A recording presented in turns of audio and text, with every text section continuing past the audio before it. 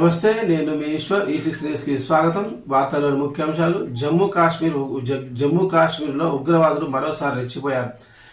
రియాసీ జిల్లాలో యాత్రికులతో వెళ్తున్న బస్సుపై విచక్షణరహితంగా కాల్పులు జరిపారు. ఈ ఘటనలో 10 మంది యాత్రికులు ప్రాణాలు కోల్పోయారు. మరో 33 మంది గాయపడినట్లు పోలీసులు వెల్లడించారు. కత్రానీలోని మాతా వైష్ణవీదేవి ఆలయానికి వెళ్తుండగా ఆదివారం సాయంత్రం టెర్రరిస్టులు ఈ ఘాతుకానికి పాల్పడ్డారు. ఉగ్రవాదుల కోసం భద్రతా దళాలు తీవ్రంగా గాలిస్తున్నాయి. పాకిస్తాన్కు చెందిన 2 ప్రమేయం ఉన్నట్టు అనుమానిస్తున్నారు. ఉగ్రవాదులను పట్టుకునేందుకు అధికారులు డ్రోన్లను ఉపయోగిస్తున్నారు.